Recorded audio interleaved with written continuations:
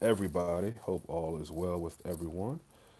Everybody's having a good Monday. We are the week of the Champions League final. We are what, Tuesday, Wednesday, Thursday, Friday, Saturday, 5 days away. Can't believe that it's here, or almost here. Countdown to that, and just want to come with some things. It's been a full weekend that's ended, and of course there's some news here, some news there. Nothing major. What I do want to start out by saying is, Jewy, what's up, man?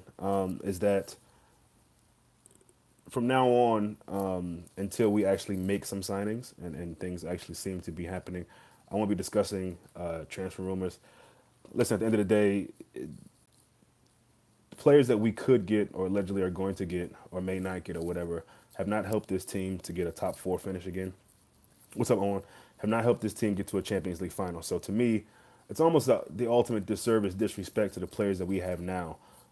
So all this talk about center backs, whatever, what we have at center back right now is Lovren and Van Dijk, and same goes with the rest of the players. So until we actually make some signings, which I think is a very good thing, that we aren't really the team that is aren't really coming out with any news whether to say yay or nay about these rumors, is a good thing because you never know what can unsettle certain players. I mean, I think a mature person would think, even if we did make signings, they would see that okay, these players would help us collectively, help our depth, help us fight to get to this place again, which is the Champions League final. But there's some people who might think, oh, if a Fakir is coming in, then maybe my spot is going to be up for grabs. So I think it's a good thing the club's not doing it. I think there's lots of reasons besides that. But yeah, Jewy, I think we should concentrate on the game. Yeah, amazing, absolutely. But yeah, and I agree. And so you won't be hearing anything from me, but life still goes on. You guys can find plenty of other channels that will talk about it. But for me, I just feel like it's best to focus on the team now. One thing I want to bring up is Liverpool fans, and all of this complaining. Excuse me, about people in Kiev or Kiev in general just running up rates, as far as cost of living, just anything in that city for this weekend or the weekend, which you get, right, because it's almost like an opportunity for them to gain from tourism. That's just what it is. You can be mad, you can throw a big fuss, you can get on Twitter and curse Kiev out or whatever. At the end of the day, this is what happened in life. It's not a new thing. It's not like it's Kiev versus Liverpool fans. If it was any other team traveling to Kiev, and again, Real Madrid had to deal with it as well.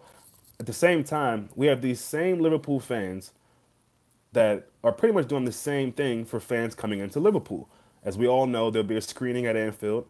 There's screenings all over that city, different pubs, bars, and everything. And that's where you stop me, because if you're complaining about Kiev, why on earth would you be trying to overprice people to come into your pub to watch a match when you've never charged all year? Now I can see you maybe bringing up a price on some of the beer, because people are going to spend money on beer, booze, whatever, or food or whatever it is you serve there. But to up the price I've been reading some crazy numbers and some crazy things that some of these pubs and bars are doing that they've never done all season. But you're gonna upcharge on things for fans that are coming to watch the team that I'm assuming you support as well. Coming to support and watch a game and celebrate with like-minded fans and fellow fans. So, to me, it doesn't make sense. Yeah, I'm not even talking about Anfield. Anfield, £10 for Anfield to me is that's legit. That makes sense. I get it. You got to make money somewhere, and I think that's a decent price. But to be charging people to come into your pub or bar to watch a game, to me, it's shameful. And again, for me, it goes back to this idea, especially on social media, that people try to make it seem like Liverpool fans are just amazing. They do no wrong. Listen, Liverpool fans are like any other set of fans. We have some knuckleheads, we have some assholes, we have some nonsensical fans. There's some racist fans. There's some fans who stir up trouble for no reason. And then there's fans, again, here that are trying to take people for their money. I mean, it's a total fleece job. It's just, why would you do that? And I get it. You need to make some money. I get it. There's ways of doing that. It's not like your business is going to go down if you don't charge amount of money for people to come in. It's just crazy to me, man. So, listen, it's a lot of stuff going on off the field, and a lot of that I think is part of the course. I mean, there's always going to be different things spoke about, different topics leading up to a game. Again, it's nothing new. That's just my 2 cents because I see these things on social media and I see people whining and complaining about every single thing when they're doing the same thing in the city of Liverpool, more or less.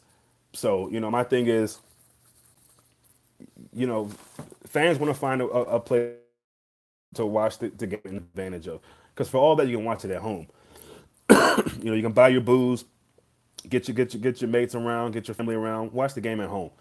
You know what I mean? So it's just a little strange to me to see that that's the case and that's what's going on. Klopp and the boys had a nice kind of pre-match or early week. I was surprised that it came on that early. I didn't realize it was coming on that early. But you saw Lovren speak, you saw Mane speak, and you saw, again, the dumb questions from these journalists. Most of these streams don't have topics, man. That's why it's called OTD, off the dome. I just go off the dome, just straight. Whatever I feel like talking about is what I talk about. But the dumb questions people are asking, like I think he asked Mane and Lovren, what's more important, winning the World Cup with your country or winning the Champions League?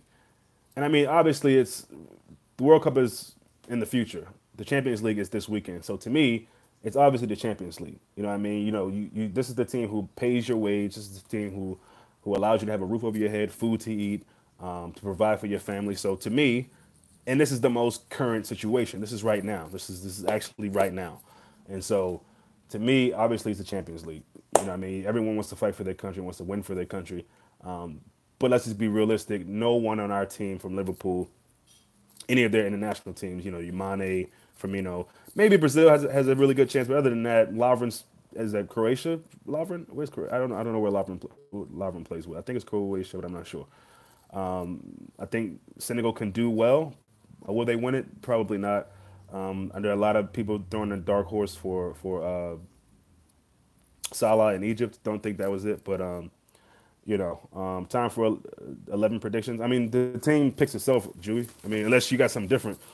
I mean, it's Trent, it's Van Dijk, it's Lovren, it's Karius, it's Robertson, it's Hendo, Milner, Genie, Salah, Mane, Firmino. To me, they kind of pick yourself. I don't really think there's going to be any surprises in there. I think it's nice to see that we have Lallana and Emery. I don't know if I could say fully fit, but fit enough to get the bench, I think. According to Klopp, Emery looks good, and I think he said about 10 days ago he wouldn't have imagined that Emery would even be in the running to be in the top 11 or in the 11 come Saturday. So that's good news, and all of a sudden, just those two players makes our bench look a bit better. It's still not outstanding. It's still not. It doesn't give you a great deal of confidence, but it's better than what we had before. Yeah, Lallana and probably yeah, that's really it. I mean, at the end of the day, I mean, we'll probably make a third sub as well, but who that'll be, I don't know. Maybe it's a Klavan. Maybe you throw in Solanke, kind of reward him for the game he had against Brighton, or at least the goal he had, goal and assist. So, again, man, we've talked pretty in depth about this game. There's not really much to say. It's just time for the game to start. I can't wait. What I will say is that one player I think to kind of, for myself anyway, that I'm thinking of is because lately he hasn't really, well, lately he has done a lot, but over the past few seasons he hasn't really impressed me at Madrid, but that's Bale. I think Bale scored about 4 or 5 in the last 4 or 5 games or something like that. He's been doing really well. I think he scored at least 1 in their final game at the weekend against Villarreal, where they were up 2-0, and then Villarreal came back and tied that up. So I think Bale's a guy that you got to be a bit concerned with. He doesn't really seem to be settled at Madrid and hasn't really been for a while. Him as a big player or a role, seeing him have a role that's going to be really, really essential to what Real Madrid do. So, but it's him, it's Asensio, or it's Bale, or it's of course Ronaldo. That front three can really, really to work. You heard Emery to Arsenal, awful appointment. Yeah, I could care less about what's going on with Arsenal, but I did hear that though. Is that for sure though? I don't know. I didn't know if that was for sure. Yeah, I don't. Yeah, what's going to happen with Arsenal is what's going to happen with them. I think it's interesting because, in my opinion, if you look at just their fan channel, they've taken a hit to me because now it felt like there was a real cloud of excitement from a fan of another team to watch their channel, especially while Wenger was there, to see all of the lashing out and the disappointment and the fights and the arguments, whatever. So, but yeah, Arsenal's Arsenal. I'm not really too concerned with them or other teams that appoint new managers. Yeah. So, but yeah, Kiev is getting closer, man. I can taste it. I feel it, and I'm really really optimistic about this game, man. There's been a lot of disrespect from neutrals, obviously. Fans just not really thinking Liverpool have a chance. So, Dom says, for what I've been gathering over the last few days, this is the summer Klopp is planning for. I'll explain. Yeah, yeah. I think it's like 2.5 years. He's already taken us to three finals. It's going to be an exciting summer. Obviously the World Cup, but because of this kind of a smaller space for the window, smaller and shorter than it usually is, it's going to be really exciting just to see not only what we do but what other teams do. You got to think City's definitely going to get some players, although I don't think they'll spend as much as they've been the past couple of seasons. United as well. Klopp wants not priority. Warren Allison, Oblak. Yeah, yeah. I mean, it's been a lot of talk about Donnarumma. I mean, not Donnarumma, Butland on different podcasts and things of that nature. I've spoken about it here. I think a lot of people share their opinion. I'm not big on Butland, but again, it not as a cop out, but it's just true. I really trust Klopp, whatever he chooses to do with this team, as far as bringing in players, letting players go. Really, I'm not really concerned. Of course, I have my list of players that I want, like everyone else does, but and I think on that list, at least a couple will make it. But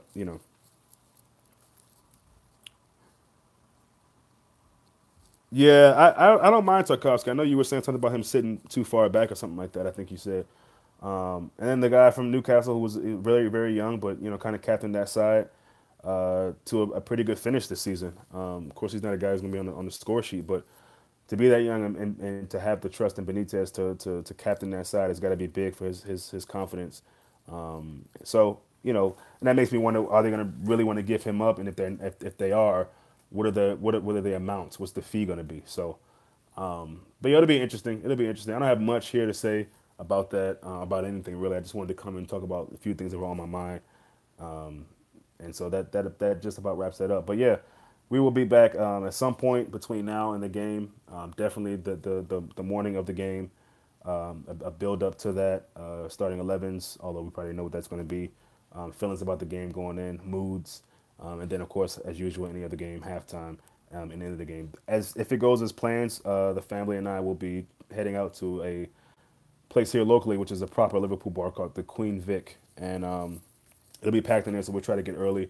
But we'll get some footage in there. I don't know if we'll do like a vlog thing, just to kind of just did this last year, the last game against Middlesbrough. Did a kind of was in New York for the went to the Carragher bar there, and did a little kind of vlog there to show the journey there. But yeah, we have some things for you, but so will everybody else. So, but we'll definitely be doing our part as far as just talking about the team that we love and hopefully interacting with some of you guys. So enjoy the rest of your week, guys. We're not that long away, man. A few days away from a very, very big match, as we all know. So enjoy the rest of your week. We'll be touching base with you soon.